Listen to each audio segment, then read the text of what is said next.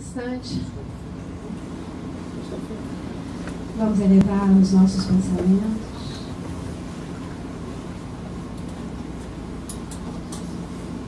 expandir a nossa consciência, elevar os nossos corações, entrar em conexão com Deus. Senhor Deus, Pai e Mãe divinos, agradecemos pela oportunidade de mais uma vez estarmos reunidos em Teu santuário. Mas acima de tudo, Senhor,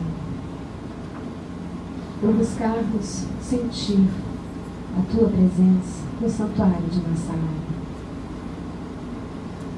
Somos Seus filhos amados. Que possamos sentir nesse instante essa chama de amor vibrando em todo o nosso ser. Somos filhos do amor. A nossa essência é amor. E a nossa passagem aqui pela Terra tem por finalidade fazer luzir essa essência, brilhar, expandir a partir de nós para o mundo todo. Que essa busca seja cada vez maior, que possamos ter constância, firmeza, determinação, mas também doçura, ternura, bondade, amorosidade. Envolva-nos, Pai e Mãe divinas, nessa chama amorosa. E que essa essência amorosa envolva também nesse instante a nossa Rose, para que de seus lábios brote aquilo que vai em seu coração, em sua alma, em sua essência, que também é amor. Que a Tua paz envolva todos os recantos dessa casa, todos que aqui se encontram. Ser conosco, Senhor, e que possamos também aprender a ser contigo constantemente. Graças a Deus.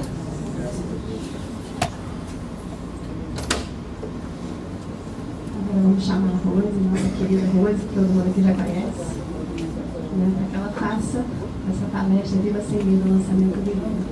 Muito bom para você. Muito boa noite.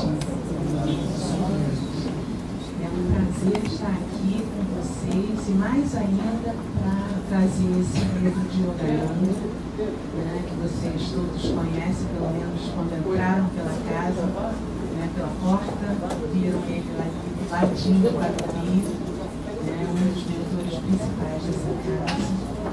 Esse livro está chegando em português agora, acabou de ser lançado, é um livrinho fininho, e a gente teve a grata satisfação de ver que ele esgotou. Mas eu resolvi não suspender o lançamento por causa disso. É até uma alegria poder falar isso para vocês. A Giadane vai fazer o pedido e vamos ver se até o final da semana, se por dia do equilíbrio, está aqui. Na sexta-feira ele já chegou.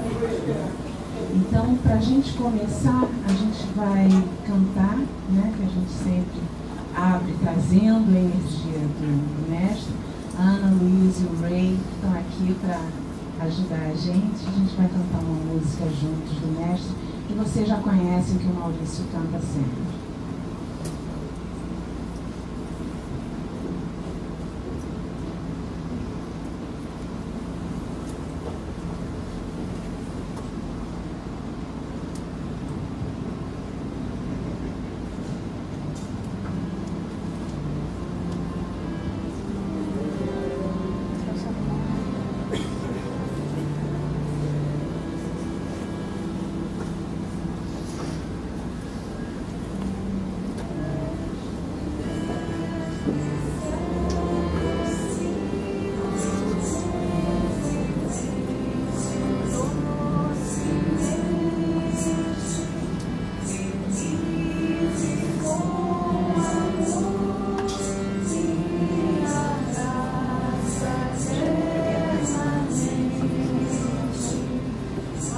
Amor.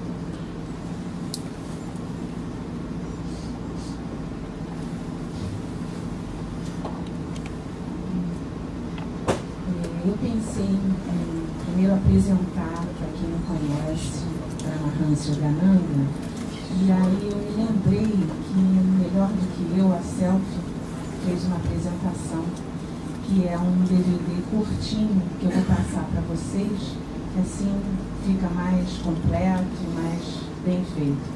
Michael, se você está me escutando, suba aqui para passar o DVD, pelo amor de Deus.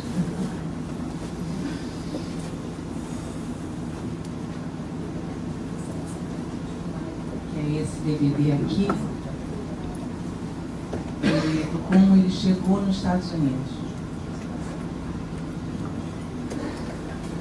Ele chegou nos Estados Unidos, vocês imaginam, né? Em 1920, com um turbante, um robe laranja, né? E foi absolutamente acolhido, aconchegado e bem recebido. Uma figura completamente diferente, com cabelo comprido, né? Vocês vão ver no filme.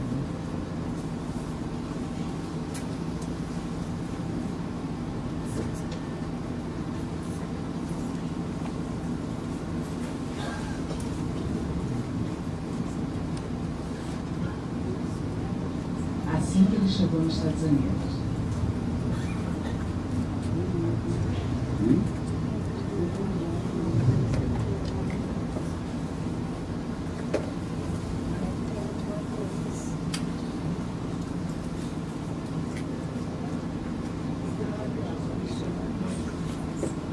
Michael, precisa dar o som aqui.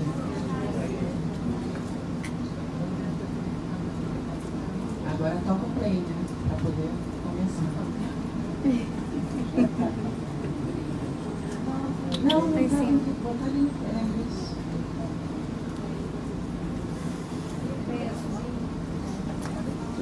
No azulzinho. Isso, no azul. Em cima.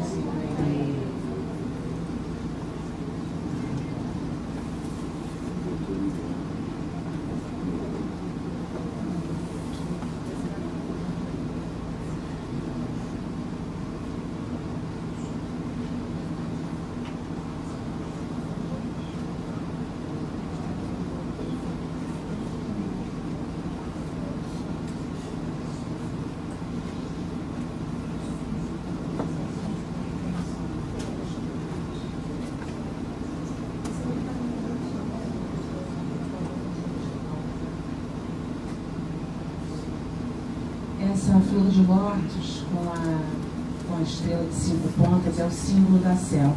A estrela de 5 pontas representa o olho espiritual. Depois da gente meditar muito e profundamente, a gente começa a perceber, através do olho espiritual, a estrela de 5 pontas é a entrada na meditação profunda do encontro com a alma.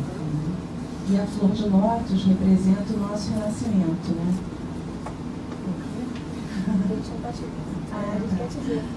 A flor de lótus representa, né, como é uma flor que nasce da lama, né, representa o nosso desenvolvimento, mesmo através da ignorância, né, da lama, que a gente consegue, através da meditação, brilhar a luz da alma, o divino que tem dentro de nós.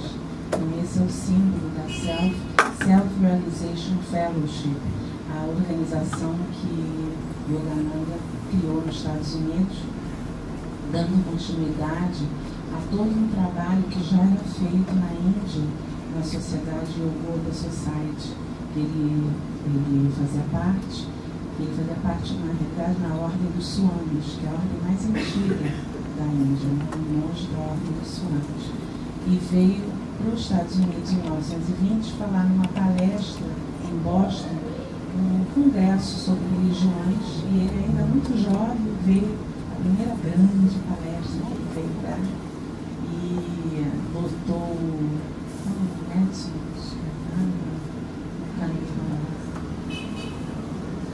um auditório grande. Lembra qual é? Não, foi em Nova York, né? Não, foi em Boston. Aquele auditório que a gente viu atrás dele, na primeira figura que apareceu, né? foi muito impressionante, porque depois da palestra, a palestra demorou 1 hora, toda a audiência que nunca tinha ouvido falar nisso, nunca tinha visto nenhum indiano na frente, né? Todos meditaram por meia hora.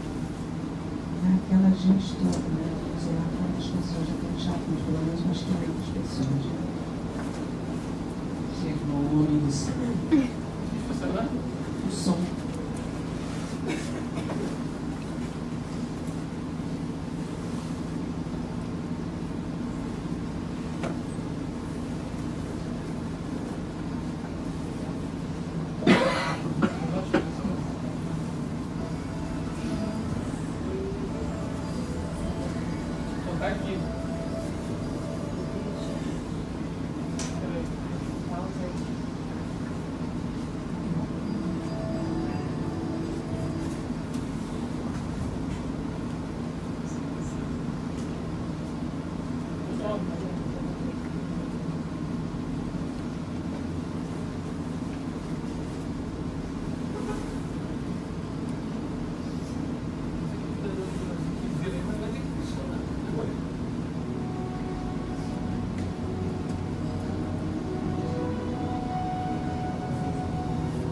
Lá fora. Language. Ele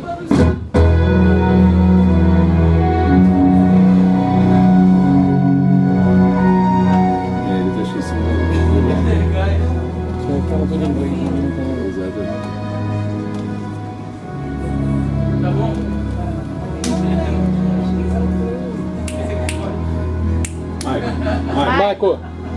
Michael. Selecione a linguagem em português.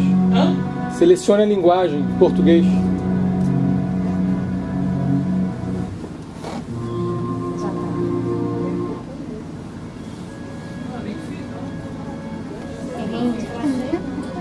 Português, a direita aí. Vai em hindi.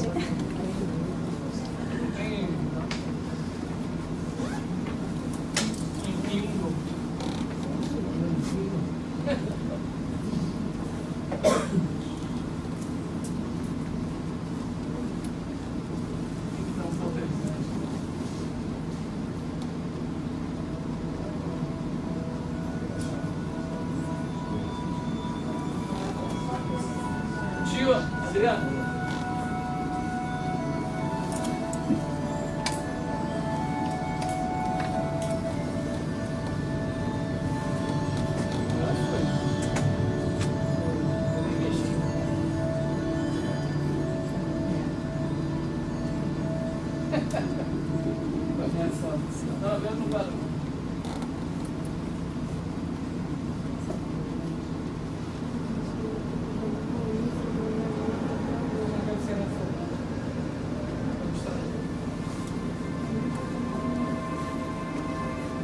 Paramahansa Yogananda nasceu na Índia em 1893.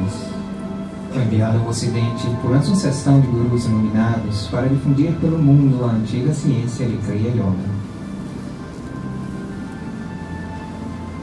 Ele passou mais de 30 anos no Ocidente e fundou a Self-Realization Fellowship, que se tornou um movimento de âmbito mundial.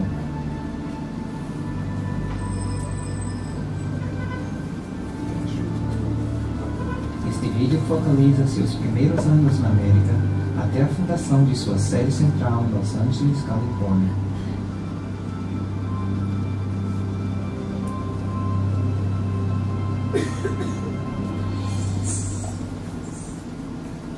Self-Realization Fellowship apresenta a vida de Paramahansa Yogananda, primeiros anos na América, 1920 a 1921.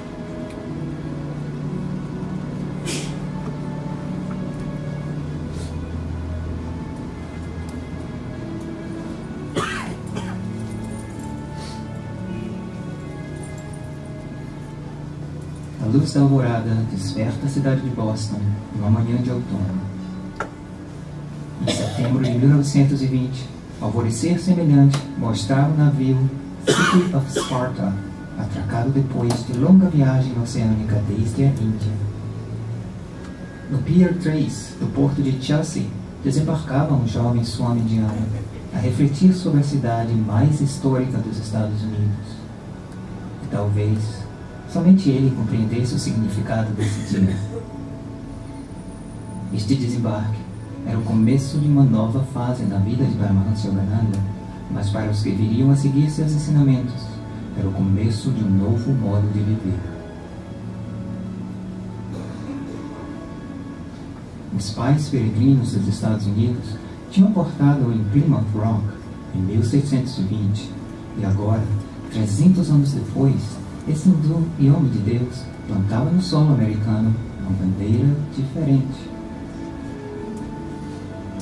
Era 19 de setembro de 1920.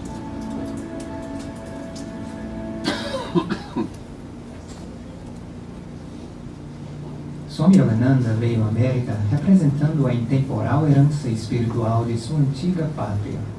Ele fora convidado para vir da Índia à América a fim de proferir conferências a um grupo de clérigos da Igreja Unitária. No metrô de Boston, trafegou por baixo da estranha metrópole. Sem estar familiarizado com os costumes ocidentais e longe da vida simples nos ashrams de seu guru, o visitante observava e se entretinha com novas cenas.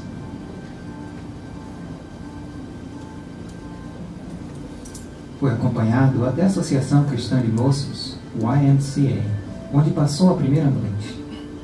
Caminhou por estes corredores estreitos até chegar ao seu quarto, um alojamento muito simples. Voltando-se a este lugar, sente-se reverência pelo abrigo humilde que acolheu o grande guru. E compartilhamos o primeiro panorama que ele teve do antigo novo mundo da América. Ao pôr do sol, Paramahansa sentiu-se um pouco triste ao recordar seu guru e seus parentes agora tão distantes. Mas também vieram à sua mente lembranças adormecidas de amigos que haviam de voltar, como escreveria mais tarde em um poema.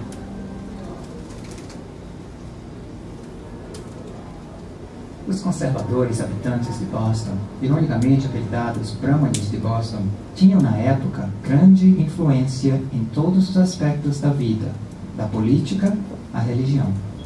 Contudo, no movimento ecumênico, a Associação Unitária Americana tinha convidado Paramahansa como representante da Índia ao seminário que promovia pelos 300 anos do aniversário da criação dos Estados Unidos. Este congresso de religiões reuniu-se aqui, na Unit House, próximo ao Boston Common. Oradores de várias religiões discursaram sobre suas visões da liberdade. Mas a palestra de Paramahansa A Ciência da Religião, falava de uma liberdade mais profunda. Os práticos habitantes da Nova Inglaterra ouviram embevecidos o guru discorrer sobre a universalidade de todas as religiões verdadeiras. Ele dizia: embora variem os costumes e as formas de culto, o verdadeiro significado da religião baseia-se nas mesmas verdades. Mas afirmava que era possível conhecer Deus, fazer contato real com Ele, por meio de métodos científicos graduais. Isso era exatamente o que os chamados transcendentalistas da Nova Inglaterra buscavam na solidão, uma liberdade para além das emancipações sociais e políticas. A fascinante palestra de Paramahansa foi publicada para ampla divulgação. Mesmo, porém, com o entusiasmo inicial, não era fácil ensinar yoga em 1920. De orientação principalmente intelectual, muitos bostonianos interessavam-se pelo aspecto metafísico da yoga, mas a ideia íntima e pessoal de amar a Deus parecia um tanto remota. Um a um, porém, buscadores espirituais dirigiram-se às palestras subsequentes do Swami de hábito alaranjado, e lentamente cresceu o interesse por seus ensinamentos. Uma das primeiras pessoas interessadas foi a senhora Alice P. Hazel. Paramahansa a conheceu quando falava à congregação da Igreja Unitária de West Somerville. Ela convidou o guru a conhecer alguns amigos em sua casa em Leicester Terrace, número 9. Quando Paramahansa a viu pela primeira vez na igreja, Deus lhe disse: ela é quem dará início ao grupo. e um pequeno grupo começou a reunir-se às sextas-feiras na casa da Sra. Hazy. Esta é uma foto histórica dos membros do primeiro grupo de meditação Yogoda. À direita de Paramahansaji está a Sra. Hazy, a quem ele deu mais tarde o nome religioso de Sister Yogmata. Aqui também juntos vemos uma outra família atraída pelo Guru, o Dr. Minot Lewis, sua senhora. Os Lewis ajudaram o mestre a familiarizar-se com a maneira de ser dos americanos, e Yogananda passou muitos fins de semana em sua residência em Electric Street. À medida que passava o tempo, chegavam mais estudantes. Sua primeira conferência pública foi no Jordan Hall, em Gainsborough Street. Auditórios silenciosos ficavam cativados, quer ele falasse de assuntos devocionais, quer de coisas mais práticas, ou quando citava poemas de seu novo livro, Cânticos da Alma. Quando eu sorrio, em mim tu sorris. Quando eu choro, em mim está teu pranto. Quando eu acordo, é teu meu bom dia. Quando eu ando, caminhas comigo. Tu sorris e choras, despertas e andas. Tal qual eu, minha imagem és tu. Mas se eu sonho, tu estás acordado. Se tropeço, permaneces firme. E se morro, tu és minha vida.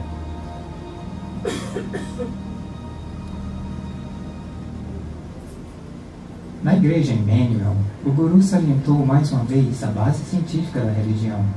No Steiner Hall, falou a grupos maiores.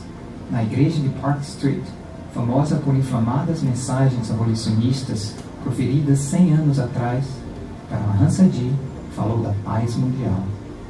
Associações sociais e cívicas o convidavam, e os estudantes da Universidade de Boston o ouviram falar não apenas do êxito nos negócios, mas na vida, que é mais importante.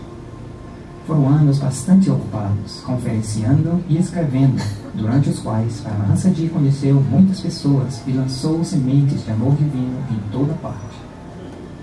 Um dia, porém, um ouvinte escreveu-lhe uma carta anônima, criticando sua interpretação de uma passagem bíblica sobre a vida de Cristo. Algum tempo depois, Paramahansaji visitou a Biblioteca Pública de Boston.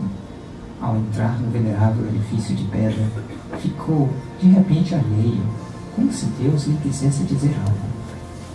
Já dentro, parou e ouviu uma voz dizendo: "Está aqui quem lhe escreveu a carta." Deus lhe indicou o homem, e Paramahansaji aproximou-se e falou da carta. Disse o homem estupefato: "Como sabe que fui eu?" Paramahansaji sorriu amorosamente e respondeu: "Pelo mesmo poder que me faz saber sobre Jesus Cristo." A cidade de Boston, onde Swami Yogananda teve seu primeiro lar na América, tinha o encanto rústico da Nova Inglaterra. Participando pela primeira vez dos feriados, ele aprendeu a apreciar as tradições americanas, assim como a indústria, a organização e o espírito positivo do país. Aqui, em Haymarket Square, costumava comprar frutas e legumes e caminhava pelas calçadas da famosa Beacon Street, chamada por Oliver Wendell Holmes, de rua ensolarada por seus poucos escolhidos. Aqui ele continuou a trabalhar incansavelmente para disseminar a mensagem da yoga.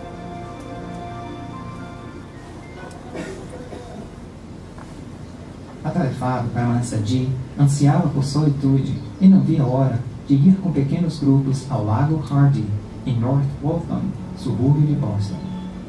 Ali podiam meditar em um ambiente de paz, longe das rumorosas vibrações da cidade. Os registros da cidade mostram a licença de construção em North Waltham, concedida a Swami Yogananda em junho de 1922, quando o Guru e seus seguidores locais começaram a construir uma pequena casa às margens do lago. Na época, pouco mais que uma cabana, Paramahansaji chamou seu primeiro ashram na América, marca humilde de seu espírito altruísta de serviço. Vemos aqui o guru sentado na frente do retiro. Vejam a tenda no teto, mostrando a simplicidade desse começo. Cambridge está ao norte de Boston, depois do rio Charles. Singular atmosfera de aldeia permeava a cidade quando Paramahansaji lá morou por alguns meses. Encontrando alunos das muitas universidades locais, travou contato com a juventude americana. Fundador de uma escola na Índia, Yogananda se interessava muito por educação, sendo ele próprio um educador. Em várias ocasiões, foi convidado a falar na famosa Universidade de Harvard, a mais antiga instituição de ensino superior da América. Nomeado em honra de John Harvard, a escola mantém sua orgulhosa tradição, o espírito de contínua busca da verdade. Muitos dos principais estadistas e cientistas americanos andaram por seus corredores, mas Yogananda viu o que faltava nas escolas, o treinamento espiritual necessário a uma vida equilibrada.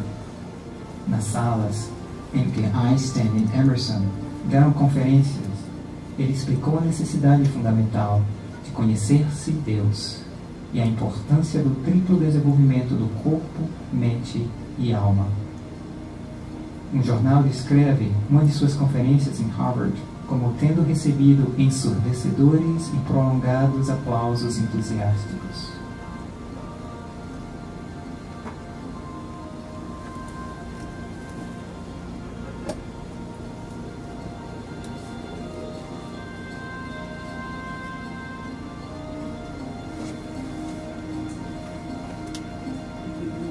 Às vezes, os gurus convidavam o guru a visitá-los na casa de praia em South Duxbury, costa de Massachusetts.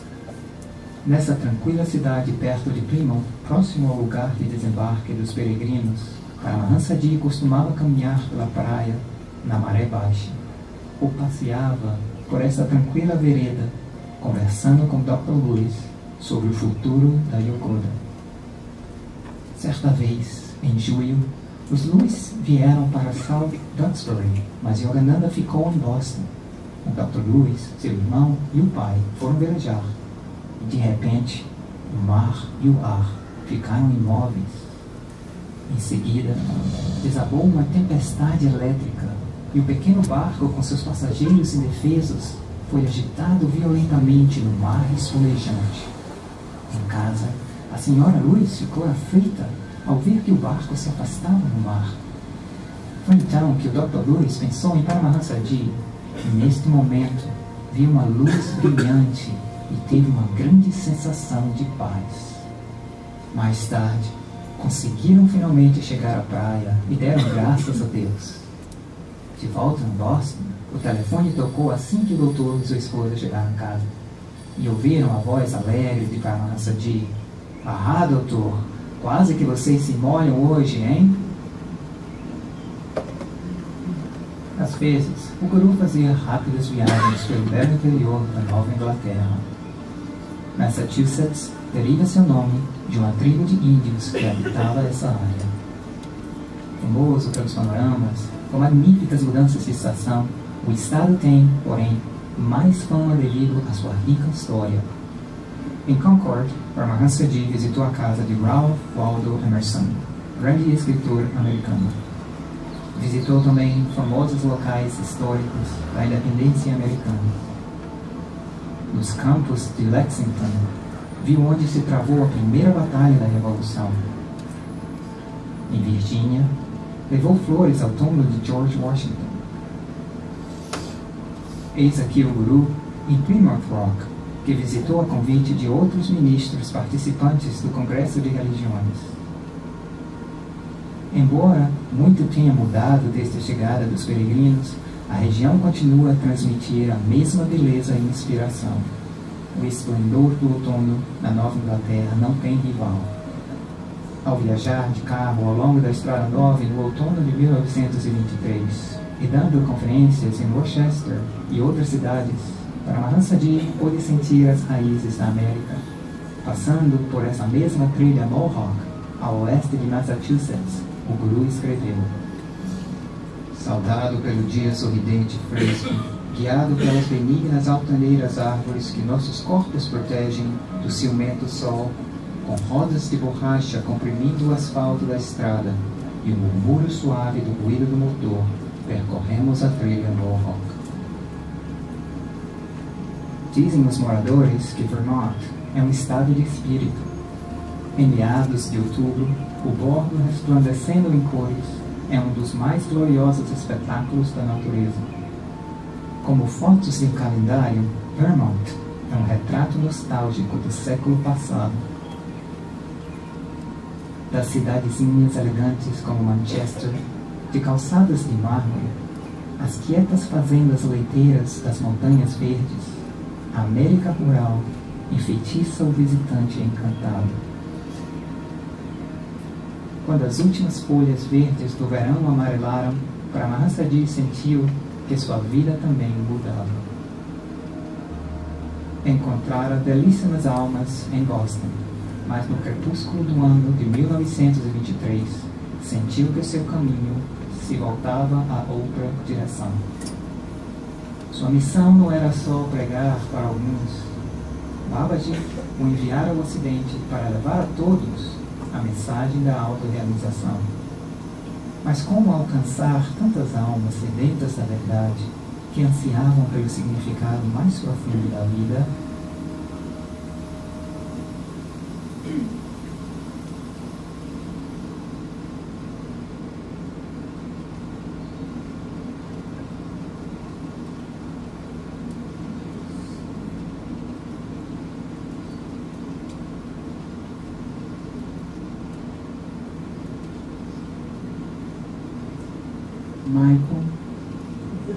Michael, precisamos de você aqui em cima.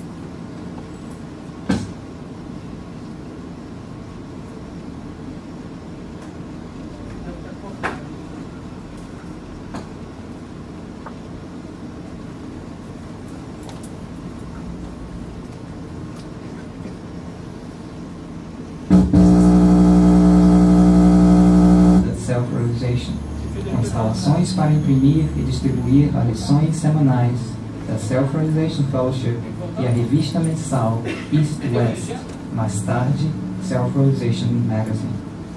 Neste curto filme silencioso, o Guru transmite inspiração e saudações a estudantes e amigos desde a nova série. Ele dizia que Los Angeles era a Benares da América, e desta cidade dos anjos ele difundiria sua mensagem inspiradora pelo país e pelo mundo.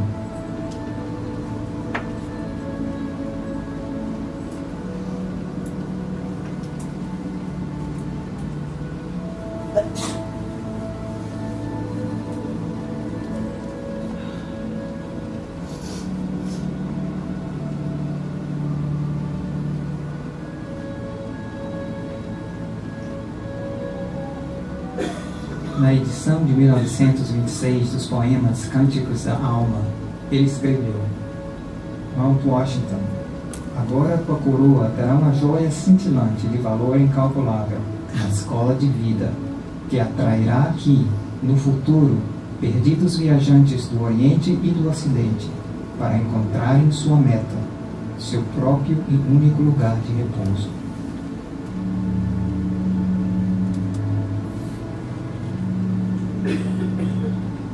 Mas naqueles primeiros dias, Paramahansaji só morava em Mount Washington no intervalo das muitas conferências que ocupavam sua vida de serviço. Agora sua obra se estava estabelecendo firmemente. O mestre era um exemplo perfeito do yogi moderno. Gostava das coisas simples da vida e aqui aparece em visita a uma fazenda de jacarés, em Los Angeles. Paramahansaji voltou a Boston em 1928, mas dessa vez foi recebido pelo governador de Massachusetts, bem diferente da primeira visita. Em 1920, seus esforços para difundir a mensagem da yoga exigiram uma luta constante, mas agora hospedava-se no famoso hotel Copley Plaza, como hóspede de honra. Boston o recebeu como um filho nativo. A fama e a atenção nada significavam para o humilde amante de Deus. Seu único desejo era agradar a Deus e difundir a mensagem que lhe fora confiada para trazer ao Ocidente. O Guru foi convidado a falar no auditório lotado do Symphony Hall de Boston. E o grande número que se inscrevia em suas aulas continuou a crescer.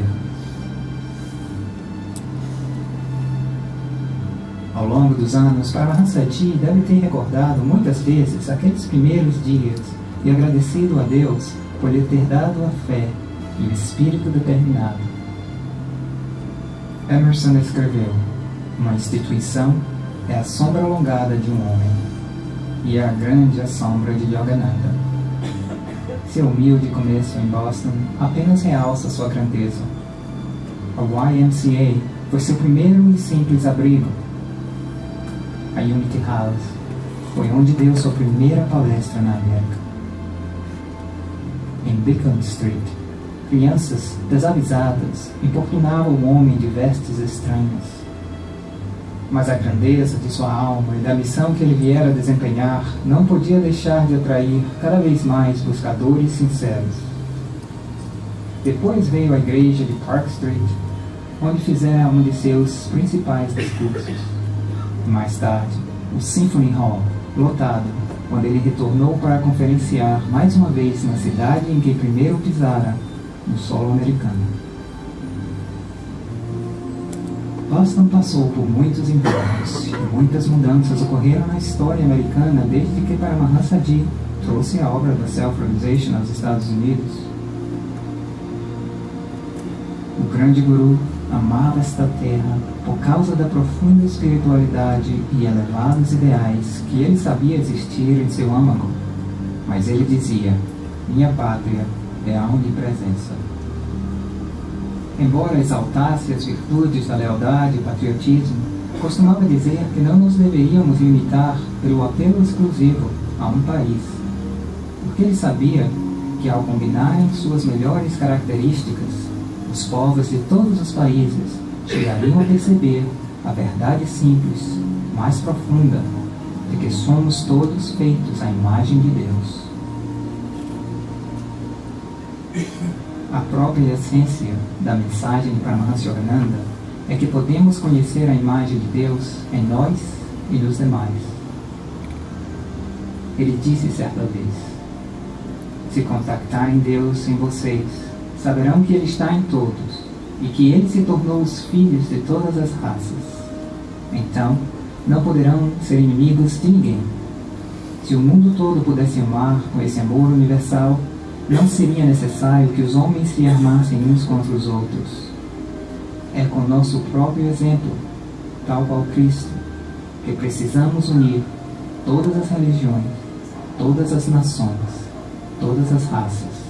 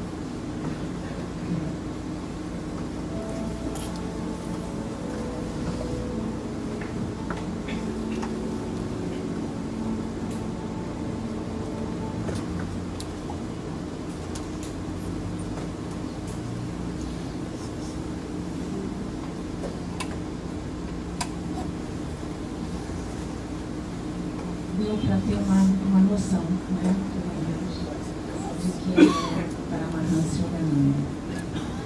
Então, a gente está aqui hoje para falar desse livrinho, que é o único que sobrou. Viva Sem Medo. E eu separei algumas partezinhas para ler para vocês, que eu acho que passam a mensagem dele, não só a mensagem do livro, mas passam aquilo que mais toca a gente, que é como Yogananda puxa Deus que está dentro de nós. Esse é um livrinho daqueles que a gente abre quando precisa de uma mensagem, de um toque, e a gente sempre encontra, né? Eu digo que esse livro é como aquele outro, Onde Existe Luz, vocês devem conhecer, que é um livro fantástico, também tem aqui embaixo. Que é um livro que, quando você precisa de uma mão, de uma palavra, você abre e Yogananda está ali para te dizer a palavra que você precisa.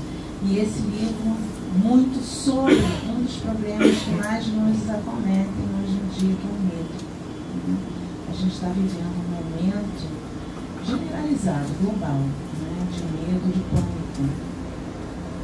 Por isso que não me surpreendeu o livro ter sido esgotado logo na primeira semana. Então eu vou ler para vocês.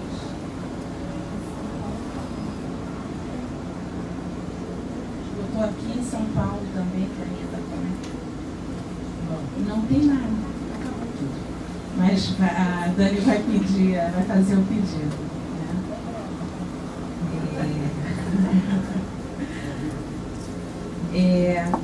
É uma historinha, essa história eu achei legal trazer para vocês, porque é uma história que a gente conta para as crianças na escola dominical, da Self, e é uma história que me marcou muito quando eu era criança.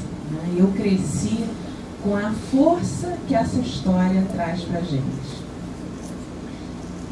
O leão que se tornou cordeiro. Era uma vez uma leoa enorme, grávida e quase morta de fome. À medida que passavam os dias e o peso do bebê leão aumentava em sua barriga, ficava-lhe cada vez mais difícil movimentar-se para encontrar o que comer. Mesmo quando conseguia cercar alguma presa, a leoa não tinha rapidez suficiente para dar o salto e todas as vezes falhava na captura. Rugindo de tristeza, pesada com um bebezinho leão e debilitada pela fome, a leoa vagou pela floresta até acabar adormecendo à sombra de um grupo de árvores que margeavam na pastagem. Enquanto dormia, sonhou que via um rebanho de ovelhas pastando. Ela se sacudiu e, acordando, viu um grande rebanho de ovelhas que realmente pastavam nas proximidades. Tomada de alegria, esqueceu-se completamente do leãozinho que carregava no ventre.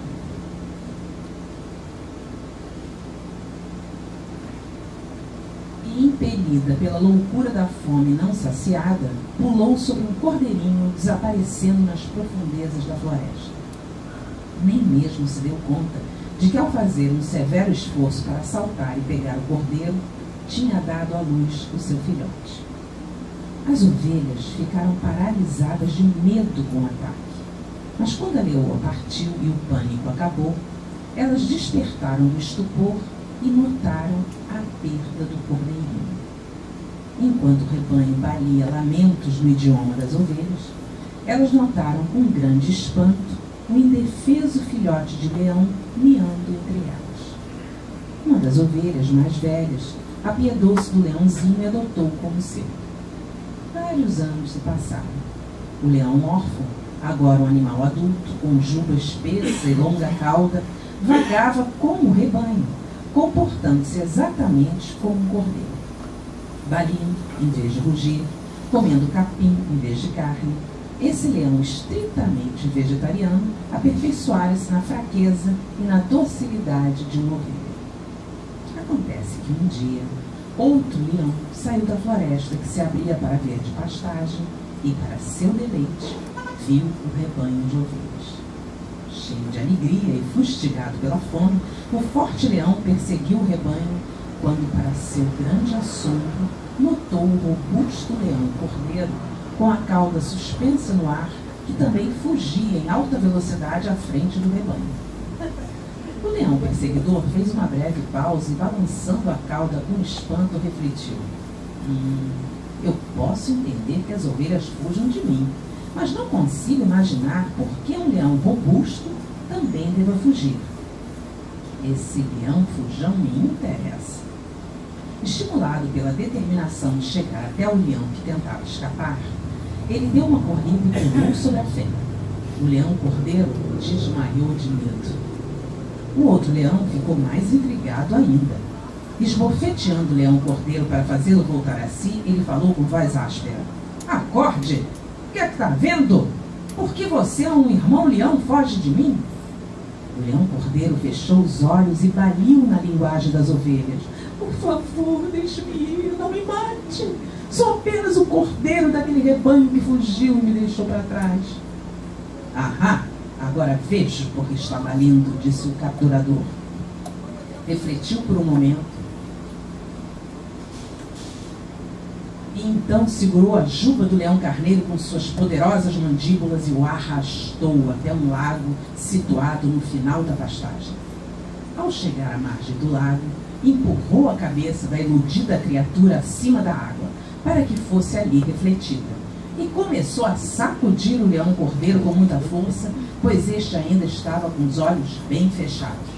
Mas o que é isso? O que é que há com você? Perguntou o capturador. Abra os olhos e veja que você não é um cordeiro.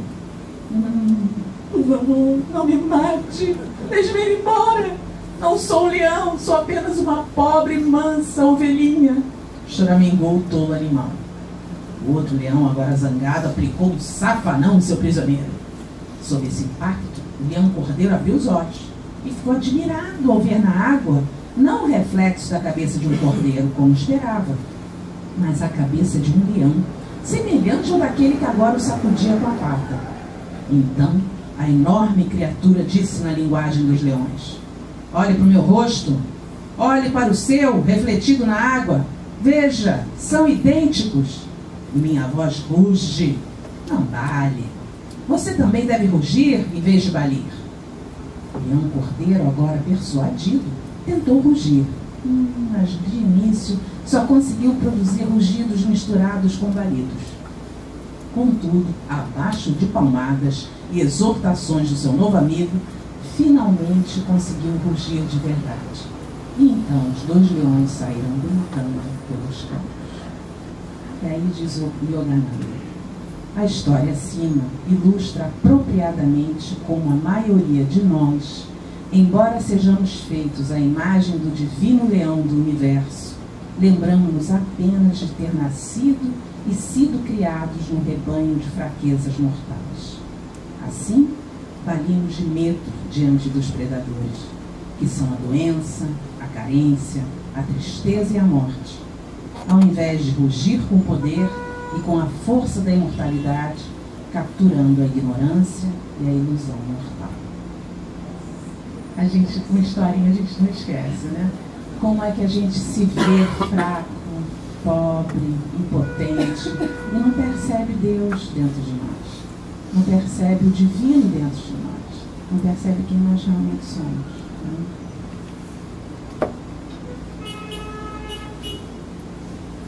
Uma outra partezinha aqui: o caminho para o destemor permanente. Você alguma vez chegou a sentir-se completamente abalado pelas circunstâncias? Será que talvez chegou?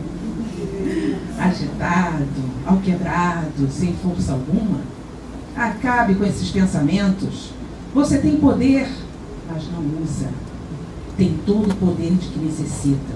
Não há nada maior do que o poder da mente. É de suma importância analisar o modo como você se comporta. Algumas pessoas estão cheias de medo. Fizeram disso um hábito crônico.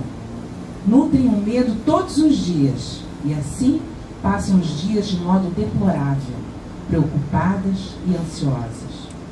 Qual é a lógica disso? Todos morreremos um dia. Só acontece uma vez. E quando acontece, acabou-se. Então por que temer a morte? Por que morrer de medo todos os dias? Quando você aprende a raciocinar claramente, descobre que muitas de suas atitudes e atos diários são tolos. A infelicidade que eles criam é totalmente desnecessária. É verdade que o ego humano se encarna apenas uma vez sob determinada forma e personalidade. Entretanto, embora o ego abandone sucessivamente a individualidade de suas encarnações, ele carrega nas câmaras do subconsciente os prazeres e os terrores das experiências de todas as vidas passadas. Cada pessoa sente em seu íntimo numerosos temores subterrâneos cujas raízes estão em obscuras experiências de vidas há muito esquecidas. Aqueles que gastam sua estadia na Terra reagindo emocionalmente às incessantes imagens oníricas da vida continuam a contemplar turbulentas imagens oníricas de morte em novas encarnações. Por meio da profunda meditação, você pode erradicar os espectros de temores inexplicáveis que lhe assombram. Ele vai apontando o caminho, né? A compreensão de que todo o poder de pensar, falar, sentir e agir vem de Deus e que Ele está sempre conosco, inspirando e guiando-nos, liberta-nos instantaneamente do nervosismo. Lampejos de alegria divina surgem com essa percepção. É que a gente fala, mas a gente não acredita, né?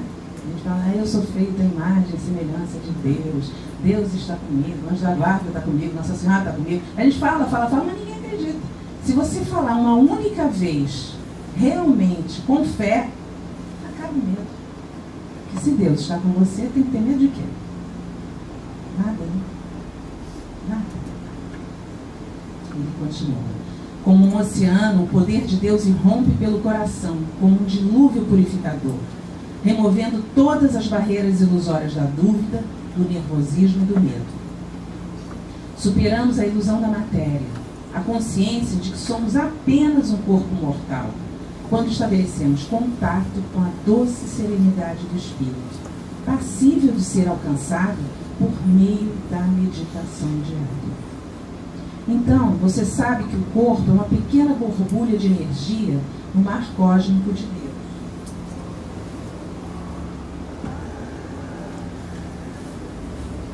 Deus nos fez anjos de energia encerrados em formas sólidas, com a corrente da vida brilhando através da lâmpada material da carne. Mas agora nos concentramos nas fraquezas e fragilidades da lâmpada, tendo esquecido a maneira de sentir as propriedades imortais e indescritíveis da energia vital eterna que reside na carne imutável. Lembre-se, você só está sonhando que tem um corpo de carne e ossos. Seu verdadeiro ser é luz e consciência. Você não é o corpo físico. Se você cultivar a superconsciência, ou seja, a consciência do seu eu real, a alma, perceberá que o corpo nada mais é do que a projeção desse invisível ser interior. Então você poderá fazer qualquer coisa com o corpo, mas por enquanto não tente andar sobre a água.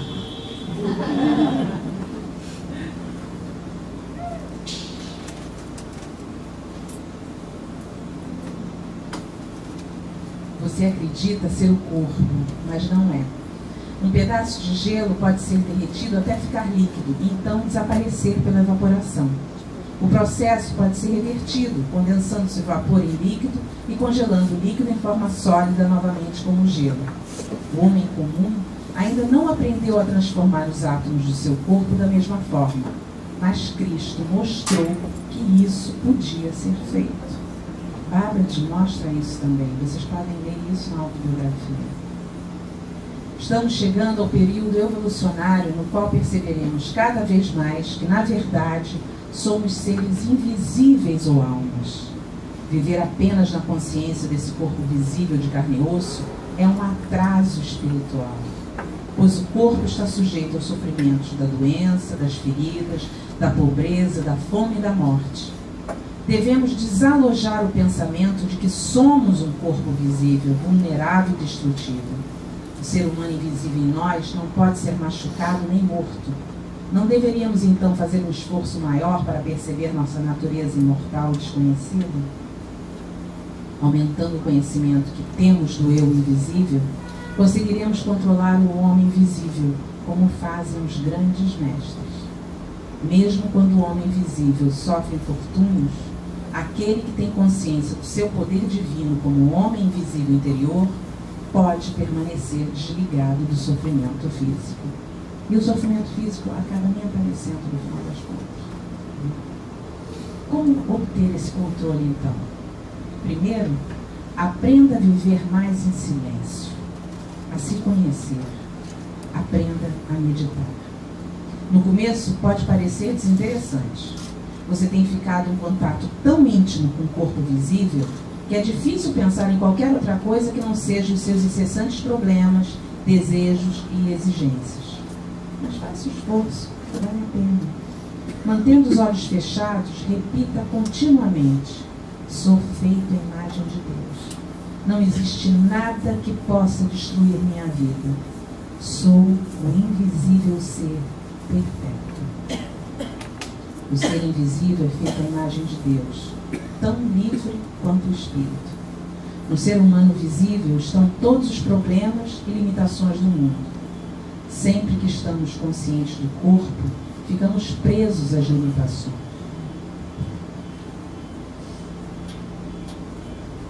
As limitações físicas. Por isso, os grandes mestres nos ensinam a fechar os olhos e lembrar, pela meditação, do ser invisível, que não estamos restritos ao que o corpo físico pode fazer. E depois de praticar muito a meditação, vocês conseguem sentir uma expansão, conseguem perceber o tamanho da sua energia, né? O poder da energia divina dentro de vocês, conseguem entrar em contato com seus átomos, com suas moléculas, com suas células. Tudo isso é possível começando com um pequeno esforço, todos os dias. Na meditação, você observa a escuridão por trás dos olhos fechados e centraliza a atenção na alma, que é um invisível ser interior. Aprendendo a controlar os pensamentos e a interiorizar a mente com técnicas científicas de meditação transmitidas pelo seu mestre, você vai desenvolver gradualmente a espiritualidade. Suas meditações ficarão mais profundas e o seu ser invisível, a alma, que é a imagem de Deus em seu interior, se tornará realidade. E esse jubiloso despertar da autorrealização, a limitada consciência física, que era tão real, se torna irreal. E aí você sabe que encontrou o seu verdadeiro e invencível ser e a unidade com Deus inerente a ele. Então eu proponho agora um pequeno exercício. Eu vou passar um filminho de 5 minutos, que são fotografias de Yogananda olhando para a gente. A gente sabe que as fotografias de um mestre trazem a sua energia.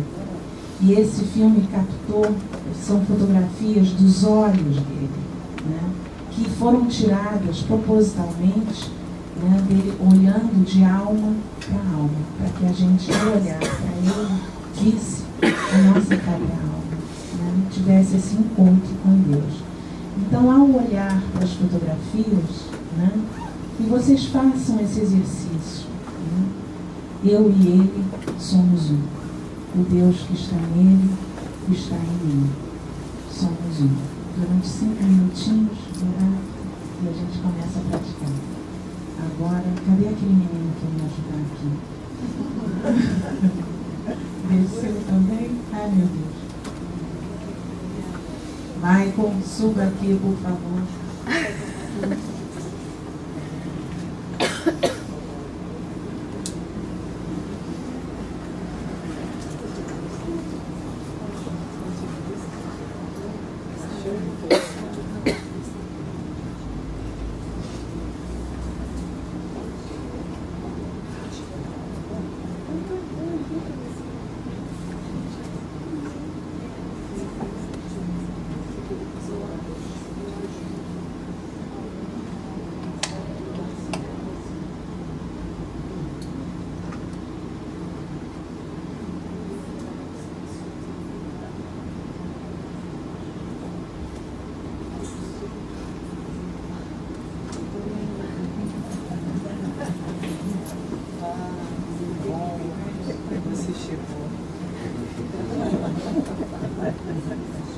Foi?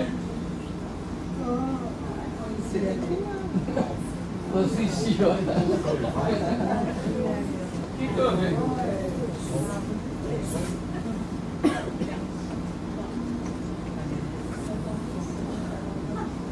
Também é demais, né?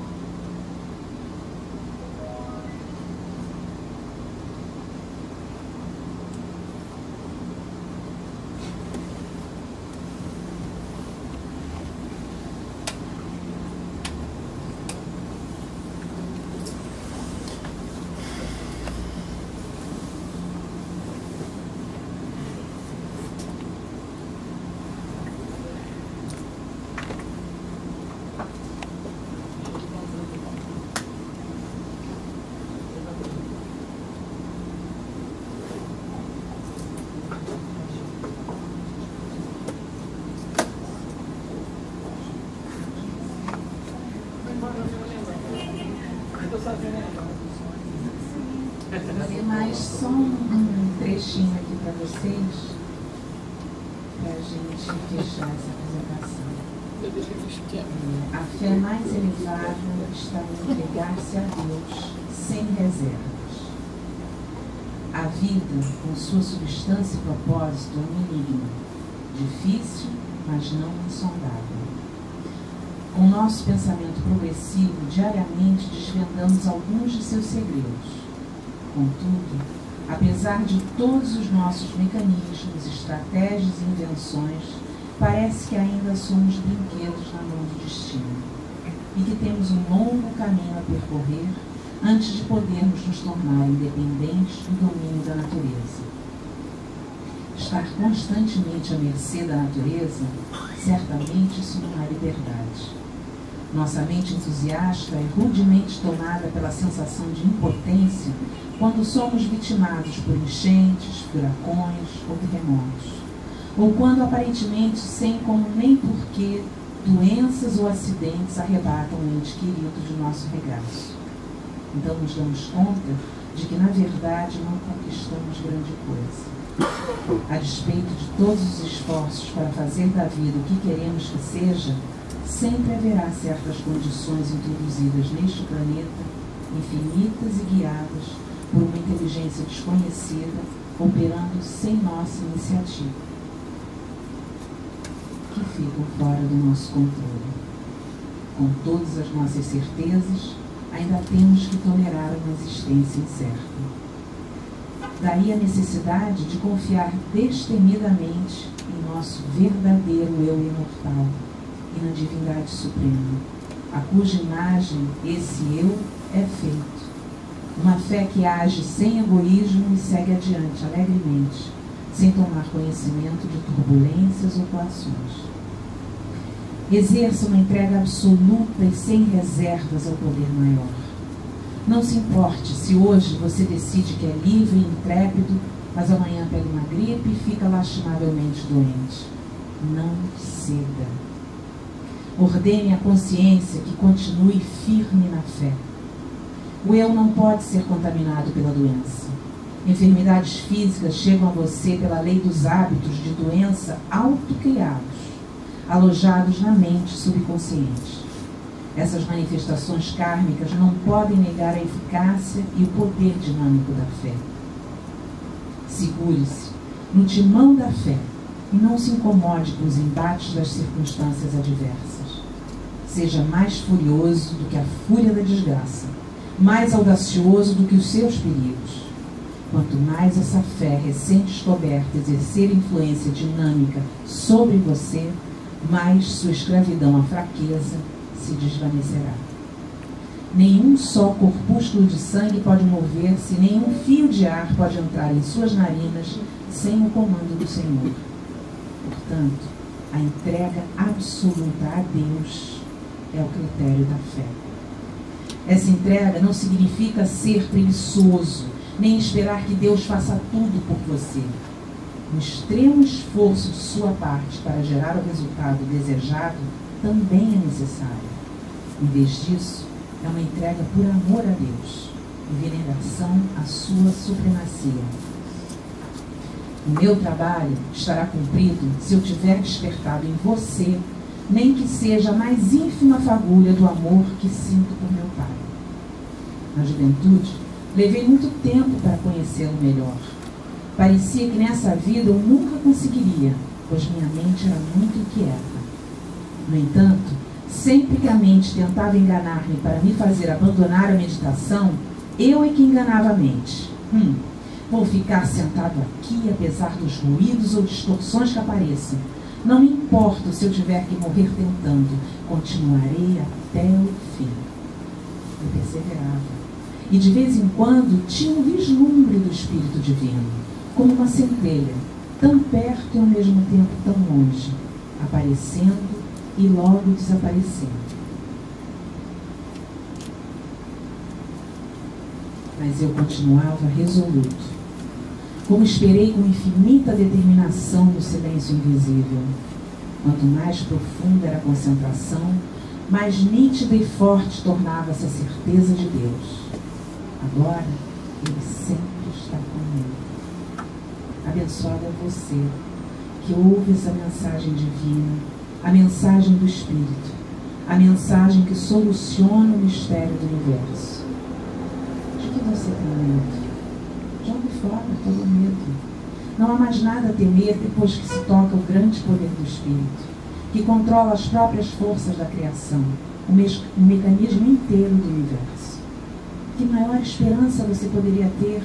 Que maior segurança poderia buscar, além do contato com o ser infinito que é a essência de tudo que existe? Ele é o único porto seguro durante as tempestades do mundo. Abriga-te nele com todo o empenho do teu coração. Por sua graça, obterás a paz suprema e o abrigo eterno.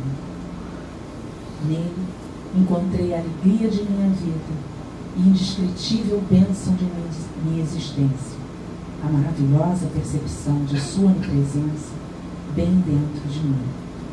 Desejo isso a todos vocês.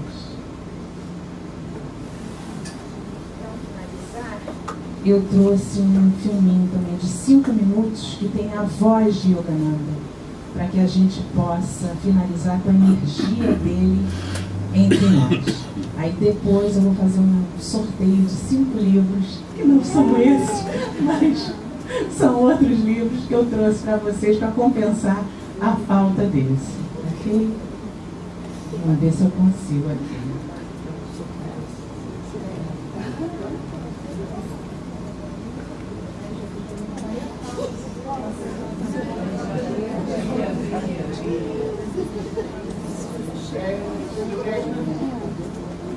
On this holy occasion, in this most wonderful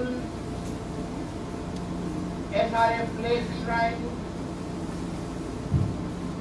surrounded by ocean, mountains, and lake, Christ is reflected there in every blossom, in every little fish in the pond, in every little flower, in every true soul is present there. And may you all make it a Mecca and a place of pilgrimage. This great SRF Lake Shrine, which is second to none, and wherein pilgrims and devotees from all parts will come and are coming. You must live the life of Christ, so that all those that come in this wonderful shrine may feel His presence. I have left my spirit there in the ether, and all those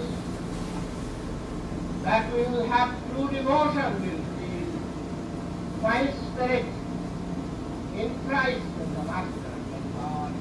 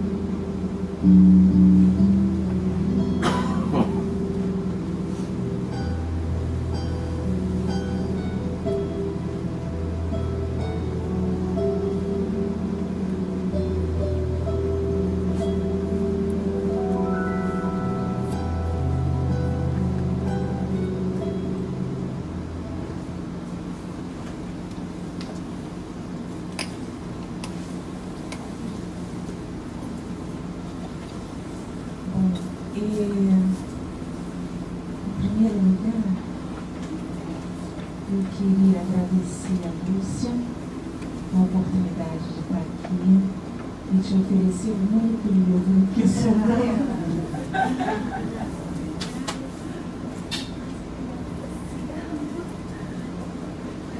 E a gente tem agora alguns livros aqui para sortear. Tem aqui o livro de Dayamata, que ficou à frente da selfie depois de Yogananda.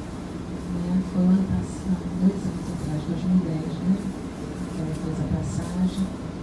E esse livro aqui é só amor mesmo, é maravilhoso, né? Foi um livro para cabeceira. O Michael não conseguiu achar os númerozinhos para eu poder sortear para vocês. Então você diz um número qualquer que vem na sua cabeça agora. 48. Quem é o 48? Feliz, felizardo. Normalmente sorteado só para trabalhar depois de expediente. Muito obrigado.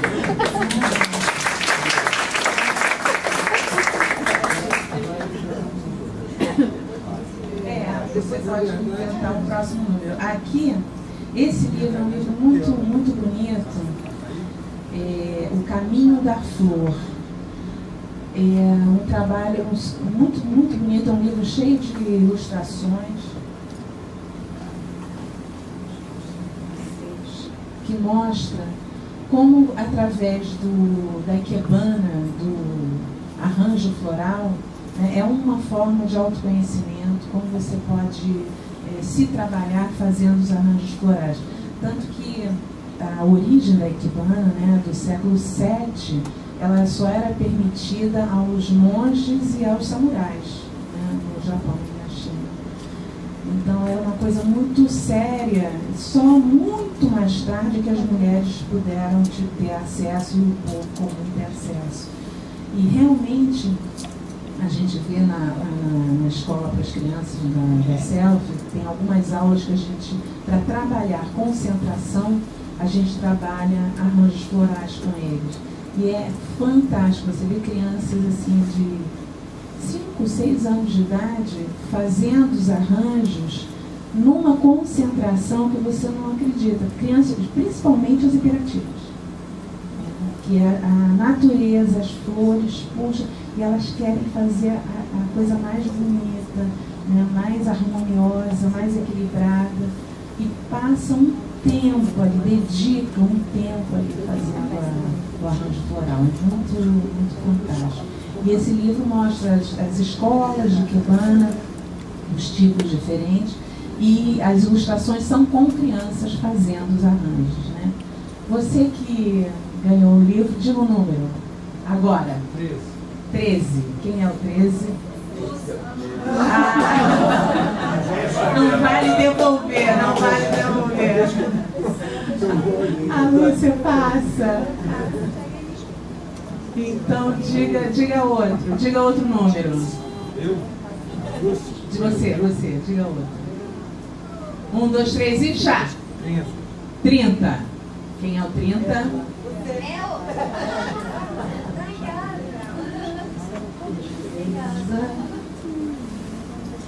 E agora, o grande da noite é a autobiografia. Ray, say a number. Yeah. 24. 24.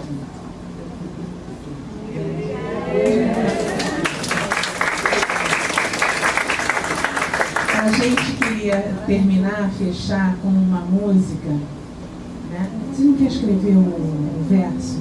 São duas linhas, né? Não tem aí embaixo, não tem? Não tem. Ai.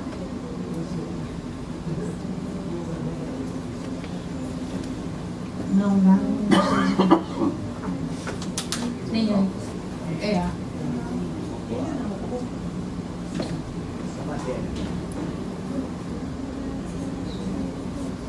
São duas frasezinhas. Yogananda Sharanam.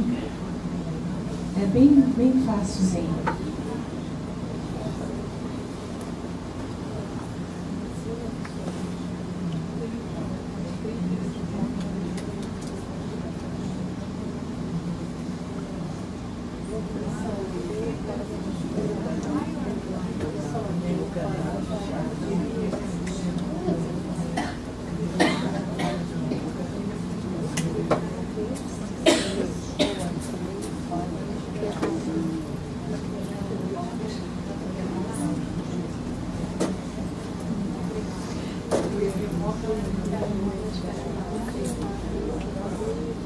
Pessoal, Yogananda Sharanam, sânscrito, né, um mantra. Yogananda Sharanam quer dizer Yogananda é o meu refúgio, é o meu abrigo.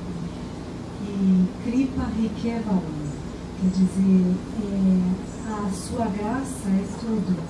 A sua bênção, a sua graça é tudo. Né? E como a gente é devota, assim, super apaixonada por esse mestre, embora nós não sejamos profissionais, né, eu vou tentar tocar essa música aqui. Só falar uma coisa para vocês. Dando aula na escolinha já há muitos anos, é muito legal a gente ver quando as crianças crescem, se tornam moças, rapazes, e expressam alguma coisa que elas ouviram lá atrás, né? E uma das coisas muito assim, recorrentes é em momentos de dificuldade, de perigo, eles lembram do mantra, eles chamam e o mestre atua, o mestre vem e ajuda, né? Então já aconteceu com várias crianças que eu conheço, já aconteceu com os meus filhos, né? De momentos assim graves mesmo, de assalto, com arma e tal, e de repente, Yogananda Sharanam! E aí E é impressionante, gente, como as coisas acontecem, como o mestre vem. Babaji, né? Babaji é muito, e com as crianças então muito presente. Eu já usei várias vezes, eu chamo por ele mesmo, quando a coisa fica preta, né? E Lahiri Mahashaya disse na autobiografia, vocês podem ver, que ao se chamar, ao se invocar Babaji, né, com fé, realmente, com ligação, com conexão, que ele vem imediatamente e nos ajuda, está presente. Né? E Yogananda.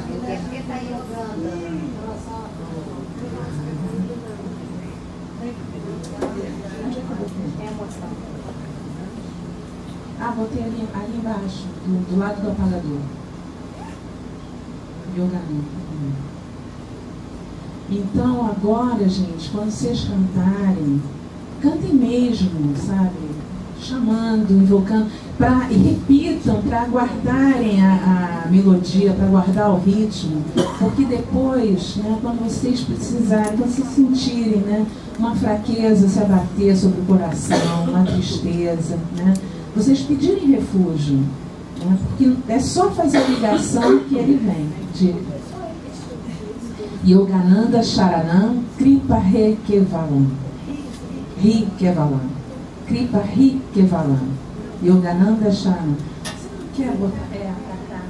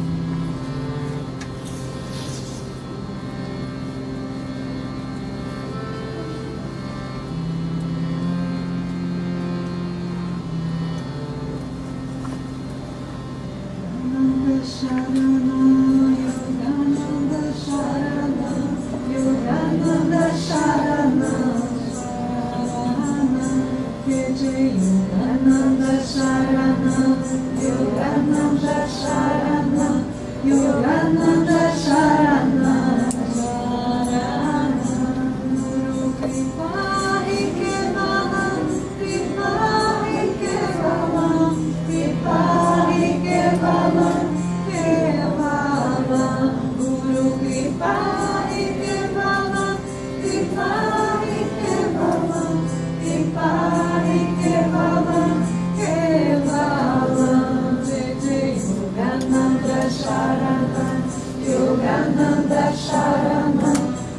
Yogananda Sharana, Sharana, Yogananda Sharana, Yogananda Sharana, Yogananda Sharana, Sharana, Guru Kripa Kevalam, Kripa Kevalam, Kripa Kevalam, Kevalam, Guru Kripa Kevalam, Kripa Kevalam, Kripa Kevalam, Kevalam, Yogananda Sharana, Yogananda Sharana, Yogananda Sharana, Sharana, Yogananda Sharana, Yogananda Sharana, Yogananda Sharana,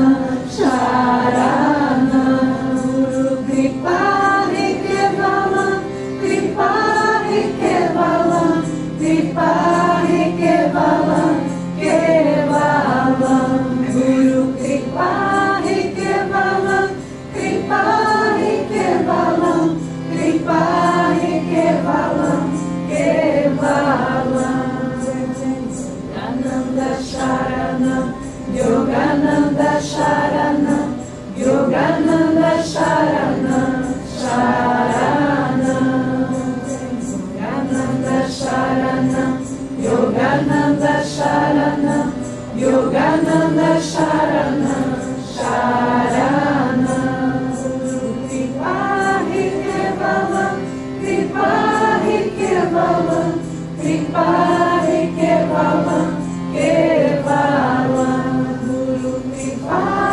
Kevalam, Kripa Kevalam, Kripa Kevalam, Kevalam, Guru Kripa Kevalam, Kripa Kevalam, Kripa Kevalam, Kevalam, Guru Kripa Kevalam, Kripa Kevalam, Kripa